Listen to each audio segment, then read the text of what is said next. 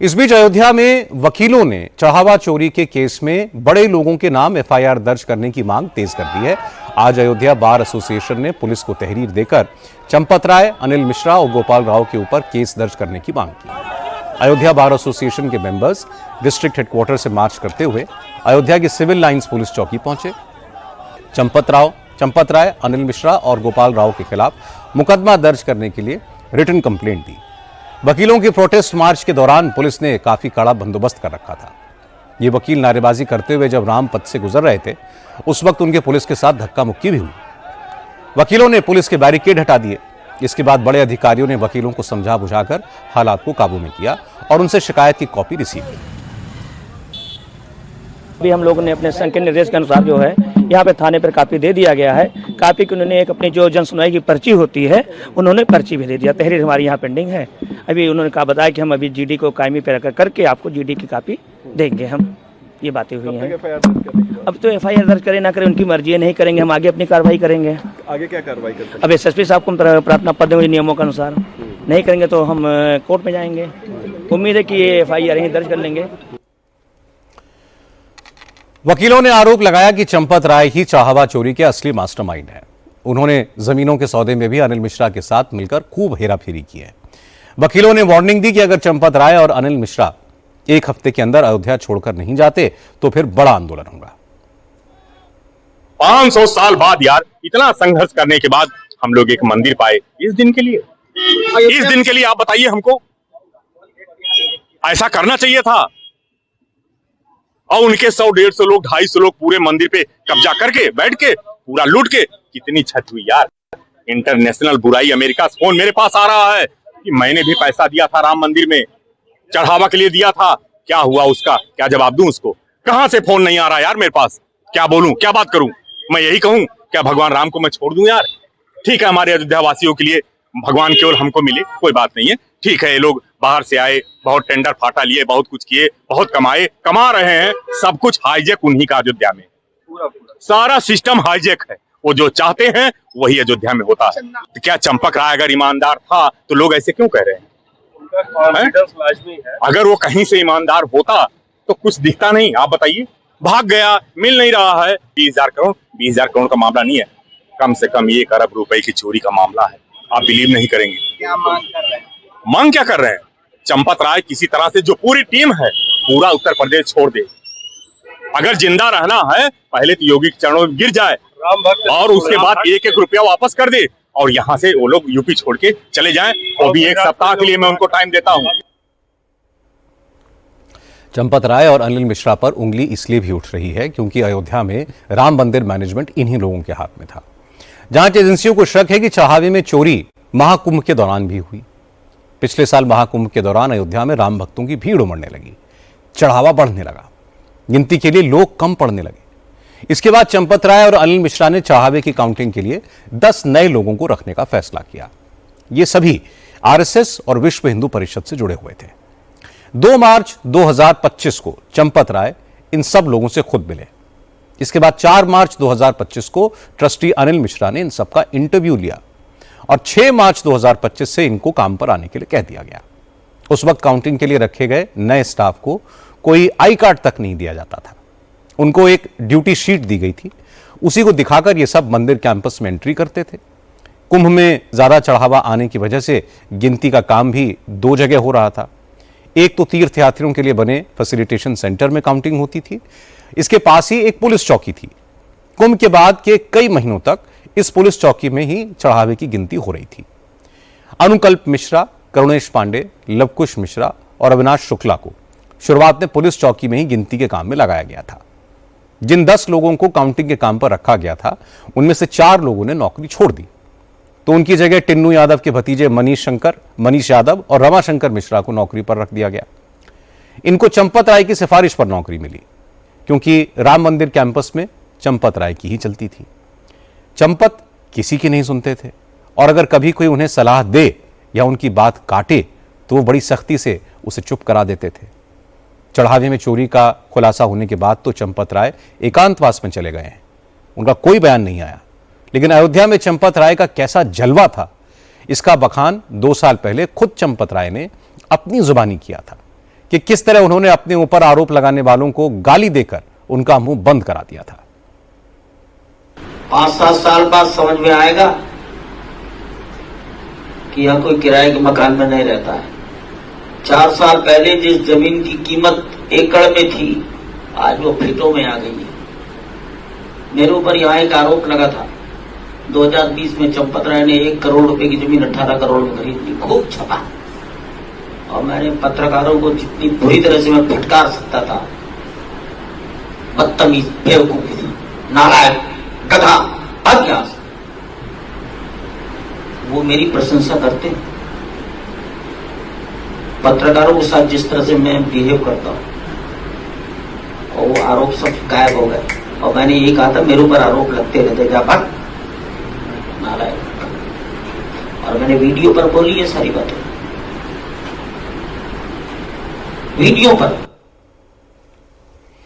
अनुकल्प मिश्रा, अविनाश शुक्ला, लवकुश मिश्रा, रमाशंकर मिश्रा, करुणेश पांडे और मनीष यादव, इनको नौकरी तो चंपत राय की सिफारिश पर मिली, लेकिन इन सबको वाराणसी की सैनिक सिक्योरिटी एजेंसी के जरिए स्टेट बैंक ने हायर किया था। मतलब एजेंसी ने इन सबको काउंटिंग के लिए बैंक को मुहैया कराया था। लेकिन सैनिक सिक्योरिटी एजेंसी के मालिक गौरव सिंह का कहना है कि बैंक ने उनसे हाउसकीपिंग स्टाफ मांगा था। इन सब से राम मंदिर में चढ़ावे की गिनती कराई जाएगी, यह जानकारी बैंक ने सिक्योरिटी एजेंसी को नहीं दी थी। मामला ये था कि हम लोग को मंदिर से कोई मतलब नहीं है। जो भी मतलब है वो स्टेट बैंक का, हम लोग उनके वेंडर हैं। जो भी व्यक्ति दिए गए वो स्टेट बैंक को दिए गए। अब उनको उन्होंने किस यूज़ में लिया, ये कहना अभी हमारे मतलब परिधि से बाहर है, क्योंकि जांच एजेंसियां उस पर जांच कर रही हैं। दूसरी चीज़, जो भी व्यक्ति थे वो यहाँ का कोई व्यक्ति नहीं था, जैसा लोग भ्रम फैला रहे हैं। जो भी वे थे वो अयोध्या से ही लोग उनका चयनित हुआ था और वो उनके माध्यम से ही रखे गए थे। हमारे एजेंसी से लगभग वहाँ पर 20-22 आदमियों का वो चयन हुआ था, जो उनके द्वारा लिस्ट दी गई थी। जो भी आदमी गया था उनका बाकायदा उनका फॉर्म भराया गया, उनका आधार है, उनका पैन कार्ड है, उनका पूरा प्रोसेस करके उनको भेजा गया है। हालांकि विश्व हिंदू परिषद का कहना है कि चंपत राय की निगरानी में कमी जरूर रही, लेकिन चढ़ावा चोरी में शामिल होने का इल्जाम चंपत राय पर नहीं है। वीएचपी के अंतर्राष्ट्रीय अध्यक्ष आलोक कुमार ने कहा कि चंपत राय की निष्ठा संदेह से परे है। उन्होंने इस्तीफा दे दिया। अब ट्रस्ट की मीटिंग में भविष्य की रणनीति पर फैसला होगा। किसी ने यह नहीं कहा, और ये सच होगा भी नहीं, कि चंपत जी ने किसी को कहा कि तुम ऐसा करो, या किसी से उसका पैसा लिया, या उनकी जानकारी थी। ये तो आरोप भी नहीं है उनके ऊपर। अधिक से अधिक आरोप अनदेखी का है। पूरी जांच हो रही है। और ये मजेदार बात है, किसी की पत्नी इन्वॉल्व होती है कि साहब ये जो लेते थे पत्नी के पास जमा करते थे, बेटा इन्वॉल्व होता है, भाई इन्वॉल्व होता है, तब तो समझ में आता है कि परिवार के साथ मिलके वो लूट कर रहा होगा। अब चंपत जी तो प्रचारक हो गए, ना पत्नी है, ना भाई है, ना कोई और है। भाई है माने, पर वहां नहीं है। तो उनका ड्राइवर, अब उसके पास चाबियां रहती थी कि नहीं, ये जांच का विषय रहती थी, तो क्या उसने उसका दुरुपयोग किया? मान लो किया, क्या चंपत जी को जानकारी हुई? तो यक्ष प्रश्न तो चंपत जी के बारे में है, क्या चंपत जी को जानकारी हुई? और इसलिए मुझे लगता है कि हमें जांच पूरी होने का इंतजार करना चाहिए। अब 6 जुलाई को ट्रस्ट की मीटिंग होगी। ट्रस्ट में चंपत राय और अनिल मिश्रा के इस्तीफे पर फैसला होगा। लेकिन चढ़ावे में चोरी के मामले में ट्रस्ट के मेंबर्स का क्या विचार है, इसके बारे में वीएचपी और आरएसएस के बड़े नेता क्या सोचते हैं, इस पर बात करने के लिए हम चलते हैं इंडिया टीवी की सीनियर एडिटर मीनाक्षी जोशी के पास। मीनाक्षी, अब 6 जुलाई की मीटिंग में इन दोनों का इस्तीफा मंजूर कर लिया जाएगा, ये तो सभी लोग बता रहे हैं। अब इसके बाद इनकी क्या भूमिका हो सकती है, आपको क्या पता चला?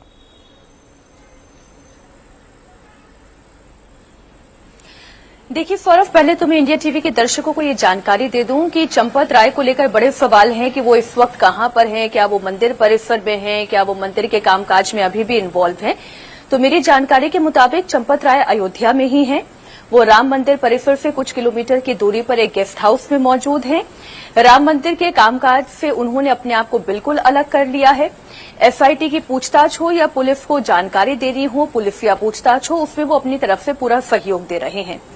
अब रही बात कि चंपत राय का क्या होगा, उनका इस्तीफा मंजूर हो जाएगा, इसमें कोई दो राय नहीं है। चंपत राय पर यदि लीगली हम देखें तो उनके ऊपर ना अभी तक की एसआईटी की रिपोर्ट में और ना ही पुलिस की पूछताछ में कोई ऐसा साक्ष्य सामने आ सका है जो ये साबित करता हो कि चंपत राय के निर्देश पर, उनके आदेश पर या फिर उनके संरक्षण में ये चोरी होती रही है। तो इसलिए ये तो कहा जा सकता है कि सीधे तौर पर चंपत राय की भूमिका चोरी से जुड़ी हुई नहीं है, लेकिन एक आरोप जो उनके ऊपर गंभीर है वो ये कि अनियमितताएं हो रही थी। बार बार ट्रस्ट के मेंबर्स के द्वारा उन्हें कहा जा रहा था कि आप स्टैंडर्ड ऑपरेटिंग प्रोसीजर का पालन करें। उनसे ये कहा जा रहा था कि रिपोर्ट एंड कंट्रोल सिस्टम की भूमिका को सुनिश्चित किया जाए, लेकिन इसके बावजूद ट्रस्ट की ही बातों को उन्होंने इग्नोर कर दिया। तो ये जरूर एक लापरवाही उनकी तरफ से बढ़ती गई। लेकिन जो मेरी बातचीत हो रही है और जो जानकारी मुझे अयोध्या से और ट्रस्ट के सदस्यों के जरिए ही मिल पा रही है और जो भी चंपत राय को बहुत नजदीक से जानते हैं वो ये बात जानते हैं कि वो सेवानिष्ठ हैं, लेकिन उनके अंदर एरोगेंस बहुत ज्यादा है। वो बहुत अहंकारी हैं, वो किसी की बात सुनते नहीं। कोई अगर उन्हें सलाह देता है तो वो इसे इग्नोर कर देते हैं। अगर ज्यादा उन पर दबाव डालने की कोशिश होती है तो वो फट पड़ते हैं। बहुत गुस्सैल हैं, अक्खड़ स्वभाव के हैं। तो ये आप कह सकते हैं कि चाहे वो स्टैंडर्ड ऑपरेटिंग प्रोसीजर हो, चाहे रिपोर्टिंग एंड काउंटिंग सिस्टम हो, चाहे लोगों की भर्ती हो, उनकी हायरिंग को लेकर भी जो प्रक्रिया का पालन होना चाहिए था, उन्होंने इस प्रक्रिया का पालन नहीं किया।